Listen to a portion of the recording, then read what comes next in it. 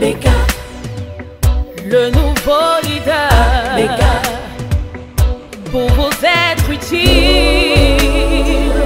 Oh, oh, oh, Beka, le nouveau leader, Beka, pour vous être utile. Oh, Beka Radio.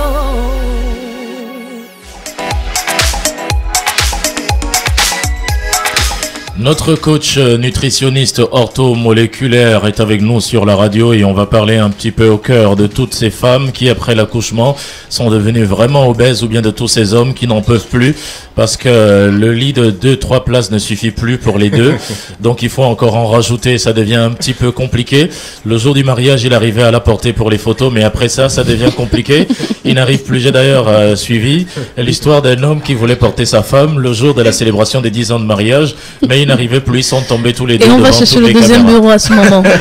On est obligé d'aller chercher le deuxième bureau et d'appeler Julius Tony pour savoir comment ça se passe. Donc pour mettre fin à tout ça, on a notre nutritionniste orthomoléculaire qui est avec nous. Rebonjour et re-bienvenue. Bonjour et bienvenue à toute l'équipe, Lune Gacha, Mireille Chimie, Marius et tous les auditeurs de ABK Radio. On parle juste en rigolant comme ça, mais le phénomène est suffisamment dramatique, monsieur Fabrice. Oui, on peut vraiment rire de ce drame. C'est une manière de dédramatiser ce drame et de revenir consciemment au fait. C'est-à-dire, se poser la question, mais qu'est-ce qui s'est passé? Parce que il y a 5 ans, j'avais mes 65 kilos. Et puis, j'étais toute belle, toute sexy. J'entrais dans tous mes vêtements. Maintenant, j'ai 102 kilos. Bon, 102 kilos. Et je suis mal à l'aise. Je transpire. J'ai certains malaises chroniques.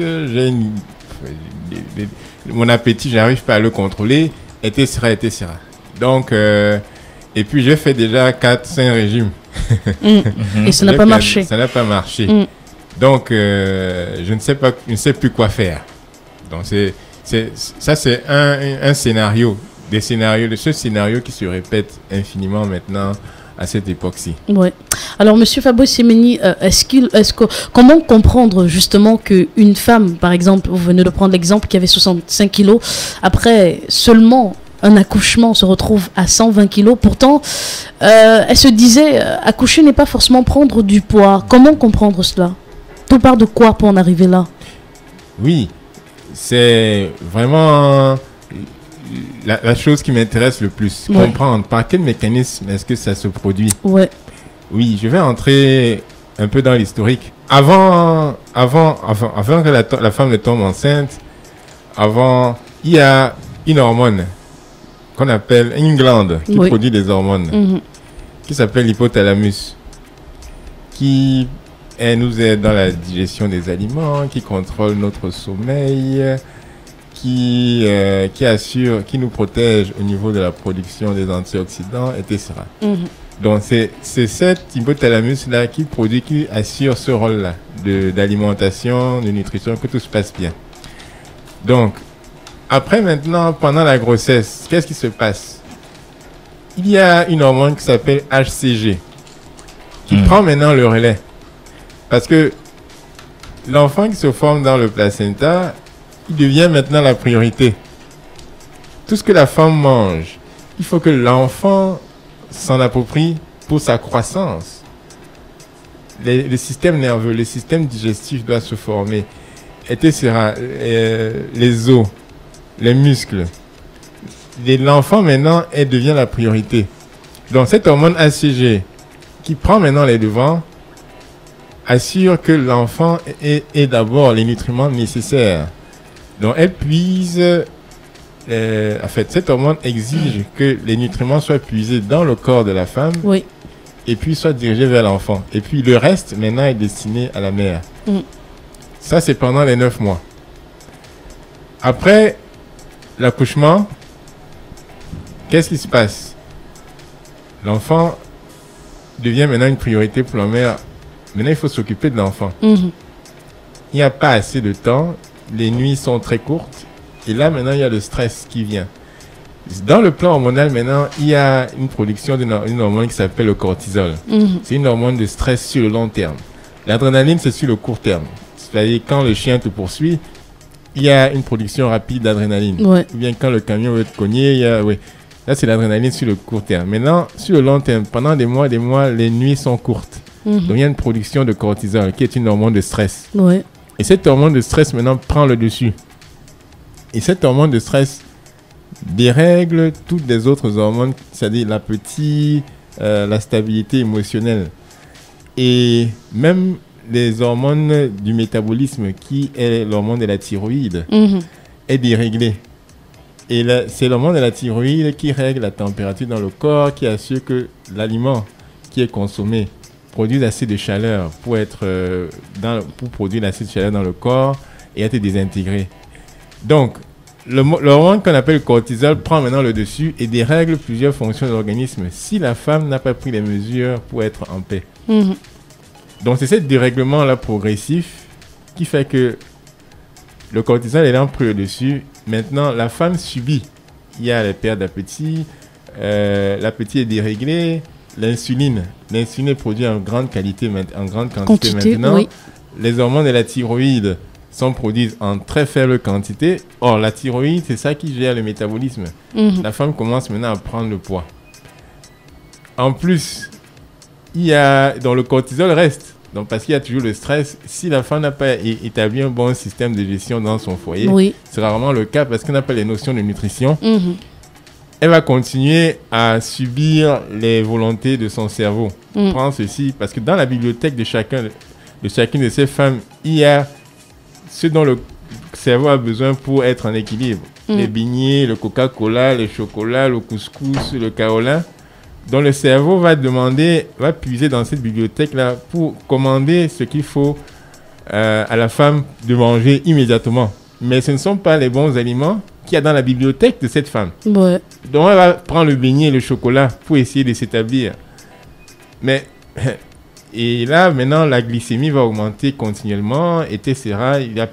L'appétit n'est plus réglé. Pendant des mois et des années. Et maintenant, ça devient maintenant difficile de revenir à un équilibre. Donc, c'est ça qui se passe de manière intérieure, de manière simple. C'est une domination d'une hormone par rapport à une autre à un certain moment. Et puis, la femme, après l'accouchement, n'arrive plus à revenir parce qu'elle a déjà fait beaucoup de régimes yo-yo. Le corps établit maintenant un système d'autoprotection. Tu m'as déjà privé tellement de fois que je veux maintenant m'autoprotéger. Voilà. Oui, c'est ce qui se passe de manière intrinsèque. Nous qui croyons que la prise de poids est uniquement due au repas, à la nourriture, à tout ce que nous mangeons. Il y a tout un métabolisme qui est mis en jeu pour participer à tout le corps de la femme à prendre du poids après l'accouchement. Et donc vous dites qu'il faudrait, au-delà de tout, au-delà de l'alimentation, avoir une stabilité mentale et émotionnelle. Une stabilité mentale, émotionnelle, qui est aussi commandée par les hormones à l'intérieur et aussi commandée par l'espace autour, c'est-à-dire le foyer, la relation avec le conjoint ou les enfants, ou bien dans la famille, au travail. Comment est-ce que c'est organisé? Cette stabilité-là est importante. Donc, cette stabilité-là va diminuer la formation du cortisol et va permettre à la femme, si elle a été bien éduquée sur le plan nutritionnel et sur son style de vie, c'est-à-dire faire de l'exercice, manger tel repas, parce qu'il y a aussi les nutriments qui sont essentiels pour nourrir la femme, parce qu'elle a été dépourvue pendant plusieurs mois, pendant 9 mois, et dans beaucoup de cas, beaucoup ne savent pas qu'est-ce qu'il faut prendre. Donc, elles sont dépourvues de nutriments. Le cerveau est dépourvu d'énergie. Et quand le cerveau est dépourvu d'énergie, il faut beaucoup de choses.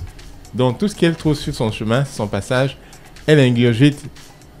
Mais ce n'est pas forcément la bonne chose parce qu'elle n'a pas la connaissance dès le départ. Mais pendant les visites prénatales, on leur demande bien de manger beaucoup de fruits et de légumes. Est-ce que ça suffit pour mener à terme une grossesse et bien réguler son alimentation?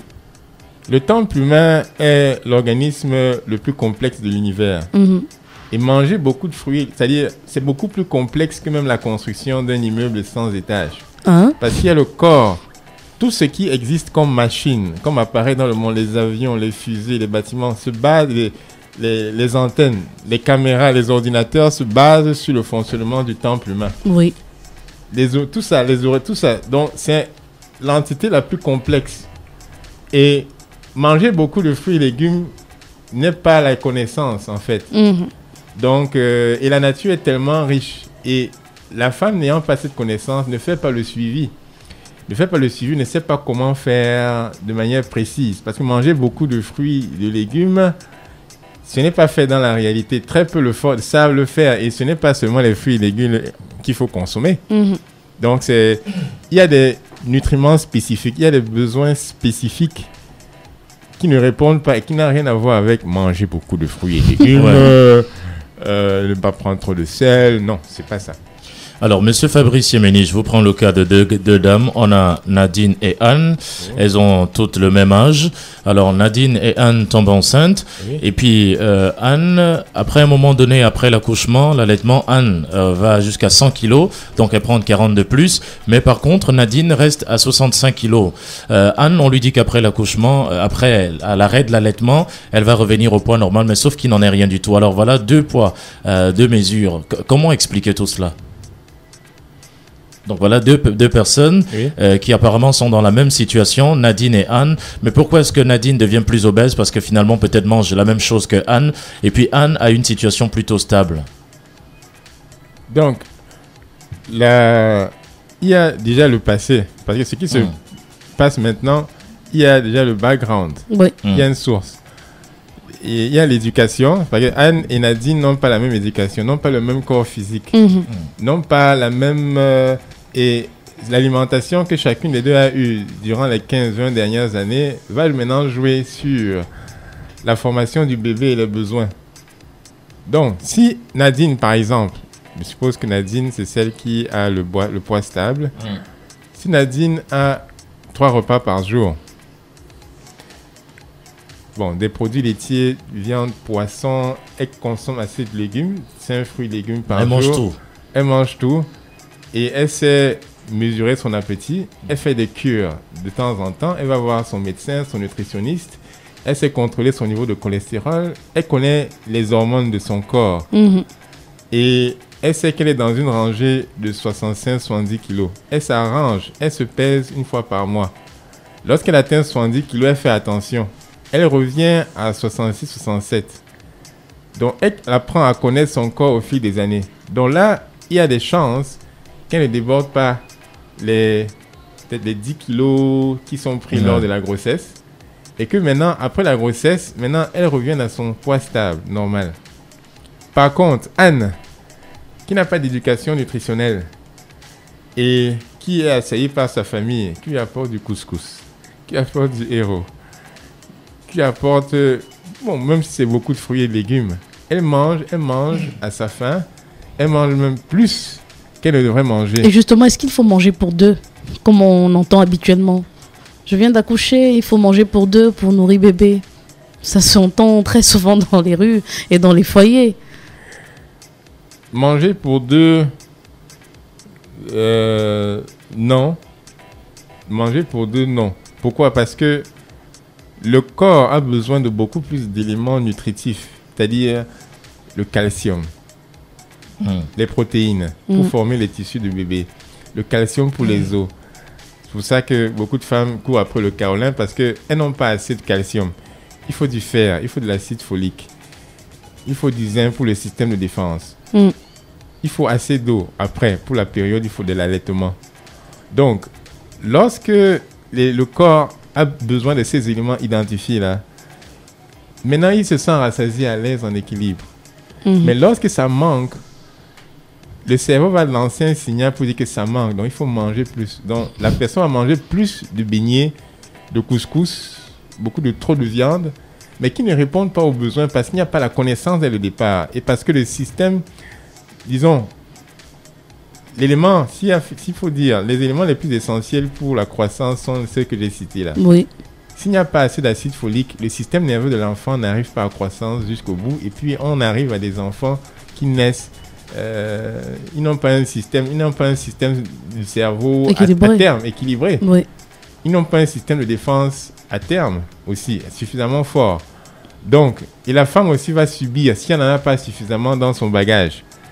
Si elle prend beaucoup d'aliments seulement pour s'empiffrer, elle pourrait dire, ok, je vais prendre aujourd'hui comme plat de résistance mon folon au maquereau avec un morceau de plantain.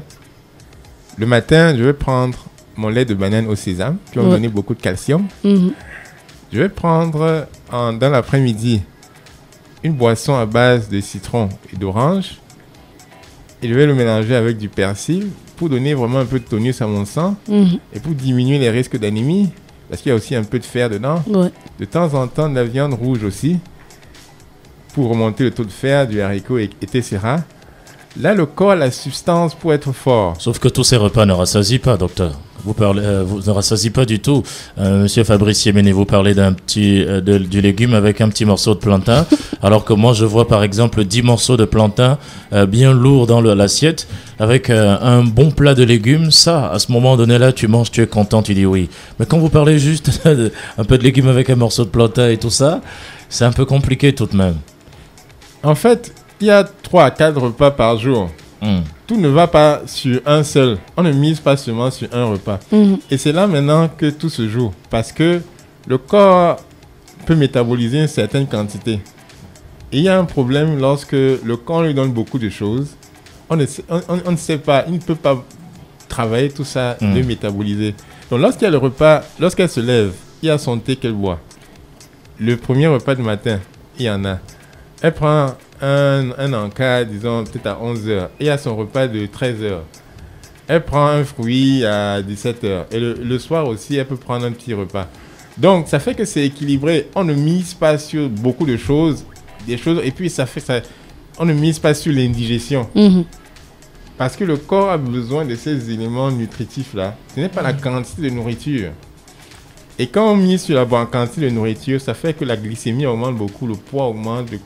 Et c'est ça qui crée maintenant l'obésité dont nous parlons. Parce qu'on n'a pas misé sur ce dont le corps a besoin, on mise sur la quantité qu'on n'arrive même pas à transiger, à digérer. Donc il faut d'abord cette éducation nutritionnelle-là.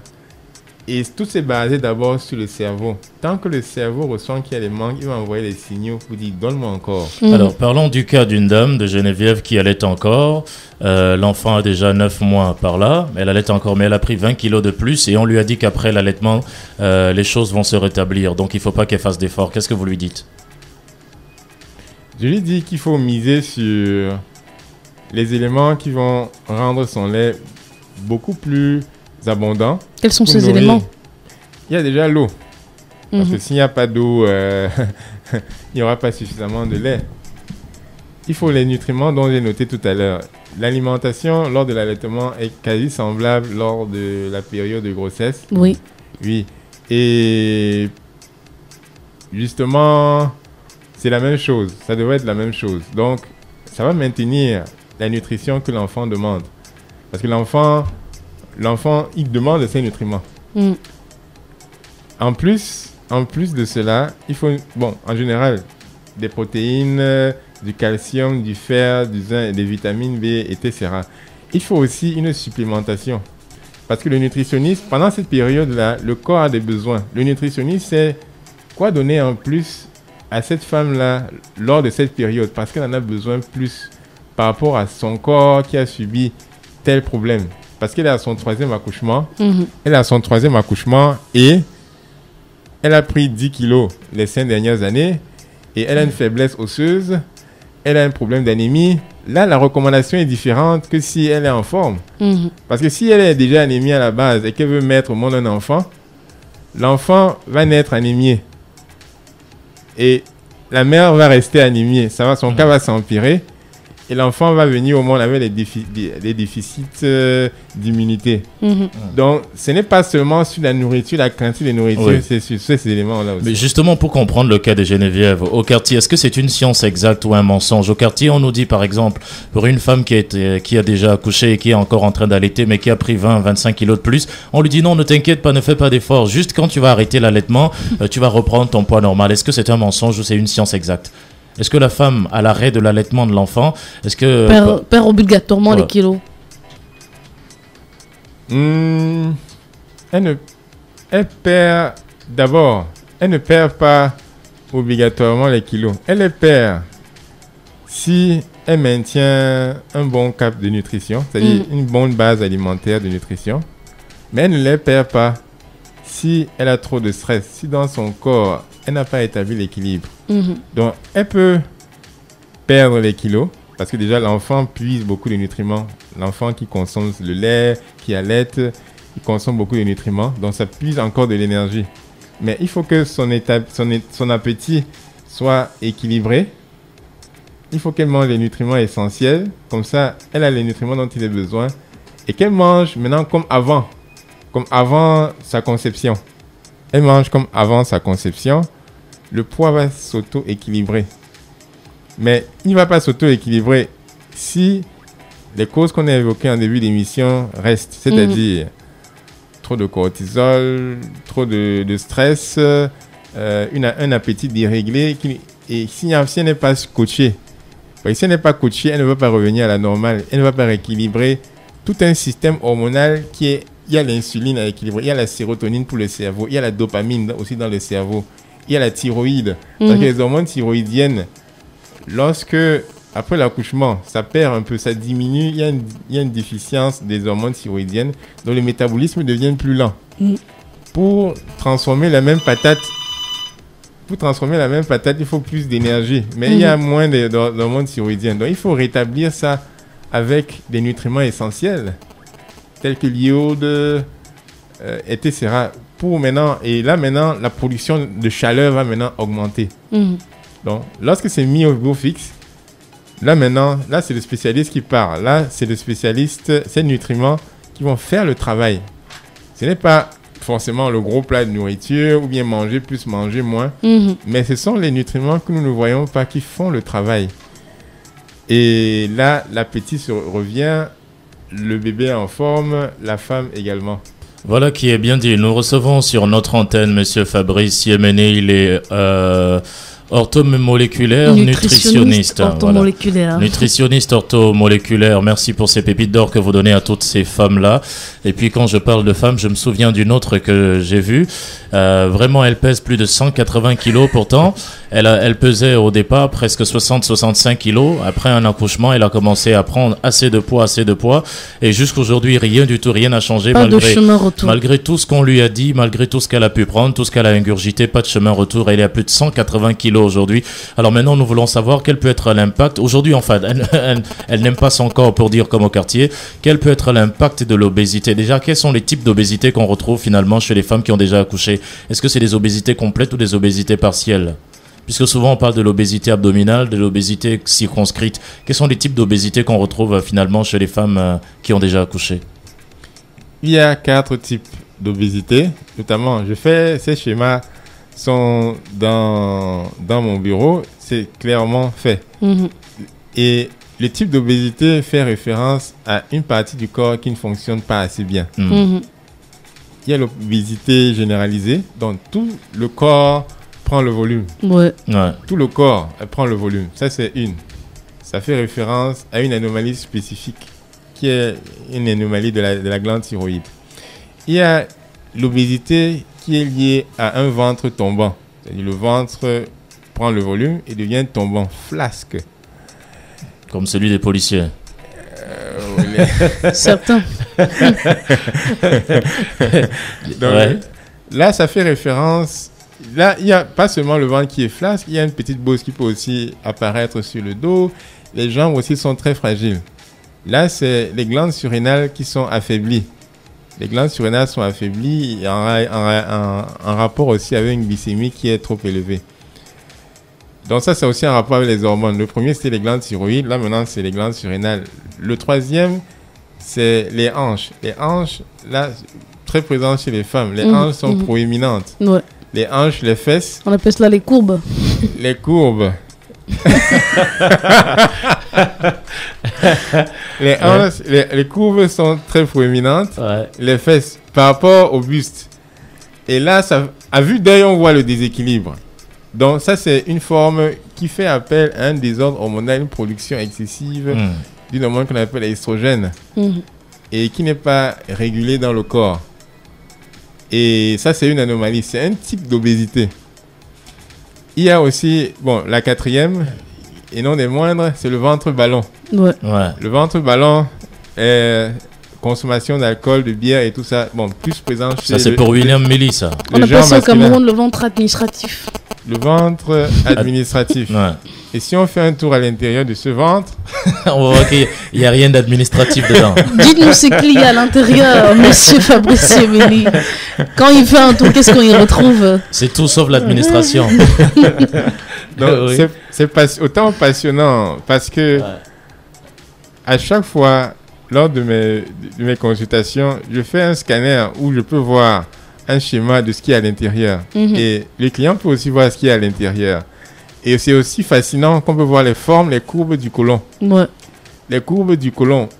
Il y a la forme idéale et aussi les formes avec anomalie. Et c'est intéressant quand chacun peut voir sa propre forme de côlon. Et les côlons beaucoup plus arrondis, gonflés à certains endroits, plus petits à d'autres. Donc, des côlons déformés, etc. Donc, à l'intérieur, il y a beaucoup de choses, beaucoup de désagréments. Il y a même aussi des diverticules qui sont des poches intestinales. Donc, tout ça, c'est ce qui se passe à l'intérieur. Il faut être... donc, quand on est habitué comme moi à regarder les gens différemment, c'est ça un ventre proéminent. Ça veut dire que qu'est-ce qu'il y a dedans? Ce sont des choses qui ne sont pas agréables. Et des 4 types chez les femmes, vous avez cité 4 types d'obésité. Chez les femmes qui ont déjà accouché, quel est le type qui leur est vraiment propre? Le plus récurrent. Il y a le type thyroïdien, c'est-à-dire où tout le corps prend le volume. Et il y a le type surrénal, où le ventre est flasque, bombé et flasque. Ça, ce sont les 2 types. Il y a des mélanges de ces 2 problématiques. Il y a souvent un qui est dominant par rapport à l'autre. Donc, en regardant juste physiquement, je peux savoir en 1/10 de seconde à quel type d'obésité cette personne appartient. Et là, c'est la nature qui fait son travail après. Parce que après, maintenant, il y a d'autres éléments relatifs à la personne. Il y a le passé médical, le groupe sanguin, le nombre d'enfants déjà conçus, la profession, le taux hormonal, un taux hormonal par rapport à... Parce que là, c'est le jeu des hormones. Il faut comprendre les hormones, distinguer une hormone par rapport à l'autre pour ne pas seulement voir l'obésité, pour ne pas seulement voir la graisse. Alors, vous dites que vous pouvez distinguer au cas pratique en regardant quelqu'un. Je vais me lever et puis vous allez me dire si oui ou non je suis obèse quand vous me regardez. Bon, moi-même, je peux déjà voir. Hein. Là, c'est en 1/1000 de seconde.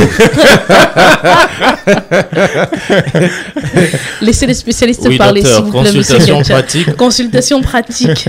À l'œil nu, qu'est-ce que vous dites de moi? Mais c'est pas oui, c'est mignon. Je vois une sublime robe rouge. Quand il rit. Et plus encore. Quand il rit, c'est que c'est grave. Techniquement, l'obésité, c'est quand 30% du corps, c'est la graisse. Je peux dire l'embonpoint. Entre 25% et 30% lorsque de graisse par rapport au corps, c'est l'obésité, c'est l'embonpoint. Lorsque plus de 30%, c'est la graisse, l'aigle, c'est l'obésité. Oui, donc là, il faudrait faire une analyse pour savoir si c'est l'embonpoint, l'obésité ou bien le cas normal, si c'est moins de 25% de graisse pour Mireille Chimie. Pour notre cas d'auditrice tout à l'heure qui est passée de 65 à 180 kilos, est-ce qu'elle peut encore retrouver 65 kilos, monsieur Fabrice Semeni? Si oui, sur quelle période? En combien de temps elle peut revenir encore? Je rappelle qu'elle a tout essayé. Les machins minceurs, les thés minceurs, les brillants minceurs. Les ceintures minceurs. Les cafés minceurs. Enfin, elle a tout essayé, quoi. Elle a essayé même les garçons minceurs. Oui. Est-ce qu'elle peut revenir à son poids initial? Si oui, en combien de temps? Et comment? Elle peut. Déjà, le piège dans lequel elle est tombée, c'est que elle se voit de manière très rétrécie. Elle se réduit à son physique. Alors que ce n'est pas ça qu'il s'agit. Le physique, c'est la maison, c'est l'enveloppe. Elle stresse permanemment, elle se culpabilise et tout ça. Parce que dans ce travail-là, il y a le mental et l'émotionnel sur lequel il faut travailler. Moi, quand je vois quelqu'un, je considère quelqu'un, c'est le mental et l'émotionnel dans un corps physique. Et parce que elle est obnubilée, ou bien les personnes qui travaillent avec elle ne voient que le corps, sans vouloir travailler sur les aspects émotionnels et mentaux, c'est pour ça que justement ça ne marche pas. Parce que l'être humain, c'est d'abord ça, le mental, l'émotionnel, le spirituel. Et il faut que ça marche. Il faut que le cerveau travaille et accompagne justement le processus. Si elle était devant vous, qu'est-ce que vous lui diriez pour changer un peu son mental? Vous lui diriez quoi? Ne t'inquiète pas, tu as Avant de commencer le régime, oui, vous lui quelle est diriez la quoi? préparation psychologique? Je ne parle jamais de régime. Ouais. Je travaille d'abord sur... Je veux savoir si est-ce qu'elle est dans un état de dépression, d'anxiété. Et je travaille d'abord sur ces éléments. Parce que lorsqu'il y a une paix intérieure, il y a un équilibre sur d'autres niveaux. Elle n'est pas en paix. Elle n'est pas en paix. Donc il faut d'abord établir cette paix, connaître la cause de ce trouble. Et ça dépend maintenant. Ça peut être un trouble émotionnel qui va se voir dans sa manière de manger. C'est trop de sucre, trop de sel, trop de croquant. En connaissant ce que la personne mange, je peux connaître directement quel est son état émotionnel. Oui. Et ça peut se faire aussi à l'inverse. En changeant ce qu'elle mange, elle peut aussi rétablir son équilibre émotionnel. Elle a même fait tous les jeûnes possibles. 1 mois, 2 mois de jeûne possible. Elle ne buvait que de l'eau et des fruits et des légumes, mais rien n'a changé du tout. Oui, parce que elle comptait sur sa langue, sur son physique pour impacter son corps. Et elle ne voit que le corps. Pourtant. Or, le travail de l'intérieur est le plus important et personne n'en parle. Alors que c'est ça qu'il faut considérer. C'est ça que je considère d'abord qu'il faut travailler dans mon système que j'appelle les 7 forces de la vitalité permanente. Connaître quel est l'état émotionnel. Parce qu'il y a des canaux, des chaînes. Parce qu'avec un radio sur 89.9, de la même manière que la psychologie est câblée sur certaines chaînes. Sur une fréquence, ouais. Sur d'autres fréquences. Il y a la fréquence de la détresse, la fréquence de l'anxiété, de la dépression, de la peur, de la culpabilité, de la frustration. Ce sont des fréquences précises. Or, la fréquence de la joie, de l'amour, de la paix intérieure, de la paix, de la vitalité permanente, la fréquence de la contribution, de la détermination, de la flexibilité, de la curiosité. Tout ça, c'est d'autres fréquences. Mon rôle, mon travail, c'est d'amener de savoir que ces fréquences-là existent. à dépolariser un peu. Dépolariser, il faut te brancher d'abord sur la bonne fréquence. Si c'est la fréquence de la joie, c'est 89.9. Amen. Voilà. La fréquence de la joie. Et travaillons d'abord à aller. Ça peut être... Elle peut faire ce travail avec un coach sportif, avec un coach nutritionniste qui sont dans mon équipe. Il y a aussi un expert culinaire pour la cuisine. Parce que la cuisine, c'est aussi les émotions. Elle va maintenant apprendre à faire sa cuisine elle-même. Elle va apprendre à choisir ses aliments, connaître les aliments. Elle ne peut plus dépendre de trop de sucre et de graisse pour se soigner, pour se sentir à l'aise. Elle va apprendre à sourire, elle va apprendre à s'aimer et à aimer son corps. Il y a aussi un médecin qui est dans l'équipe. Donc, coach sportif, coach nutritionnel, le nutritionniste orthomoléculaire, coach un en médecin, cuisine, coach de cuisine. C'est un staff suffisamment complet pour l'aider. Donc, il y a aussi une psychologue clinicienne, si c'est un peu plus profond. Oui. Une psychologue clinicienne. Donc, moi qui suis conscient de ça, il faut rejoindre tous ces éléments pour que maintenant elle soit à l'aise. Quand vient maintenant le moment de faire un effort supplémentaire pour quitter des 180 kilos à 170, de 170 à 160 et de se voir autrement. Moi, quand j'avais 25 ans, je bougeais, je dansais la salsa, etc. Je portais mes plus belles robes. Même les bikinis. Bikinis à la plage. Je me baladais à la plage de Kribi. Je courais et puis tous les hommes me regardaient. Est-ce Et qu'il faut lui maintenant- dire, bon, Jeannette, ferme les yeux, regarde-toi quand tu étais plus jeune, Oui. dis-toi que tu as 65 kilos, imagine que tu es en train de rouler à la plage, que tu vas bien, que tu sautes, que tu montes les collines. Est-ce qu'il faut lui dire ça Pour l'encourager. C'est elle-même qui se le dit. pour Qui va- changer qui sa va con- perception et c'est commencer à elle-même- s'aimer? Oui, c'est elle-même qui va se le dire S'auto-motiver. pour s'auto-motiver, pour avoir une image positive d'elle-même. Mhm. Parce que le mental, le cerveau, maintenant, lorsqu'il est associé, on parle maintenant, elle va parler le langage de son propre cerveau, Mhm. de ce qu'elle veut devenir, de ce qu'elle n'a jamais été peut-être, et ce qu'elle veut devenir. Là, maintenant, c'est la nourriture émotionnelle, la nutrition émotionnelle qui prend le dessus Mhm. maintenant. Et les émotions vont jouer. Les émotions vont jouer. Elle va être portée à aller vers elle-même de manière optimale.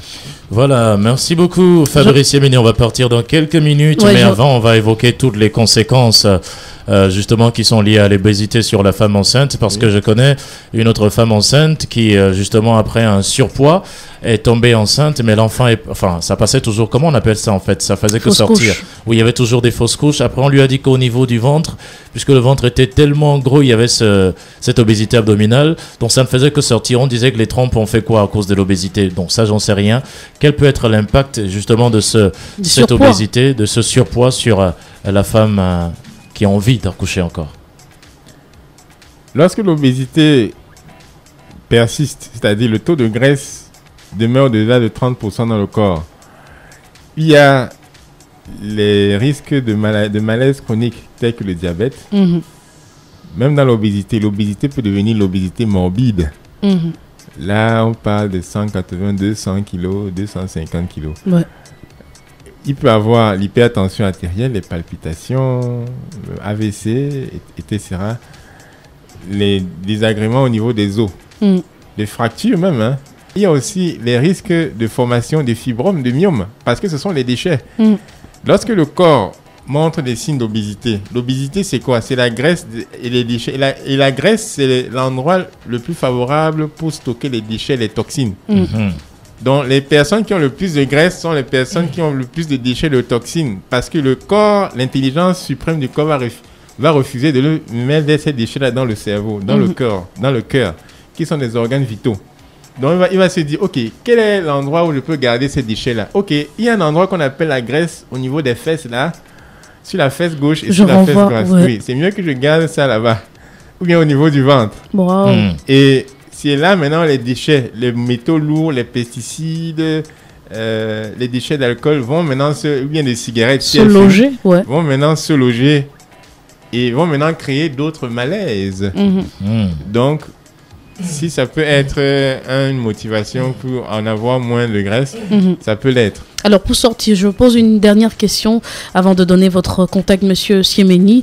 Est-ce que le surpoids, qu'on soit homme ou femme, a un impact sur les performances sexuelles? Oui, on dit homme malade, sperme malade. Mhm. Et quand il s'agit de performance sexuelle, il s'agit du système nerveux, les nerfs qui est l'énergie électrique. Mhm. Il s'agit du sang qui circule, que ce soit l'homme, que ce soit la femme.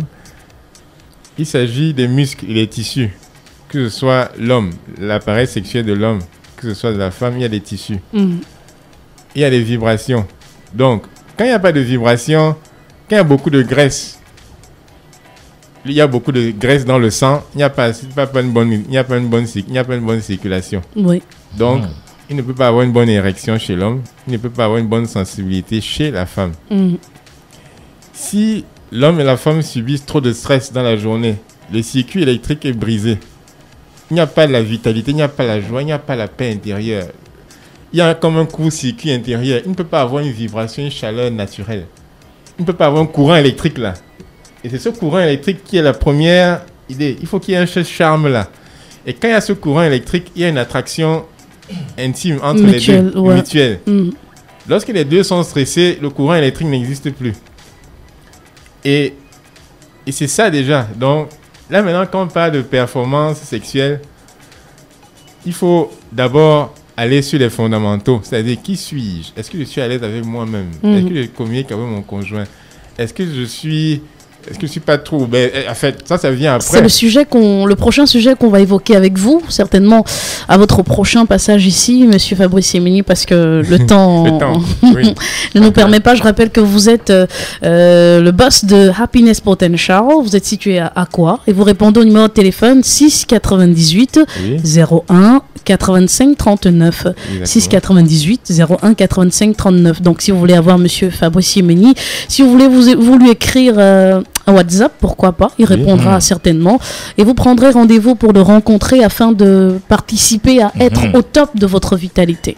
Voilà, c'est un ancien Canadien ou alors un ancien Camerounais du Canada qui a décidé de venir au Cameroun. Ouais, sauver les Camerounais. Sauver les Camerounais, leur apprendre à manger. Parce que la vie est dans le plat et la mort aussi est dans le plat. Il faut faire attention à ce qu'on mange. Il nous le dit à chaque fois. Merci beaucoup à notre Fabrice Yemeni attitré.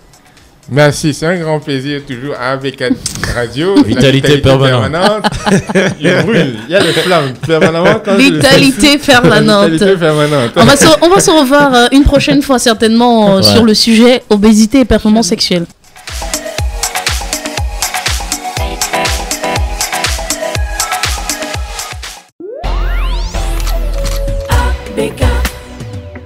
Le nouveau leader pour vous être utile.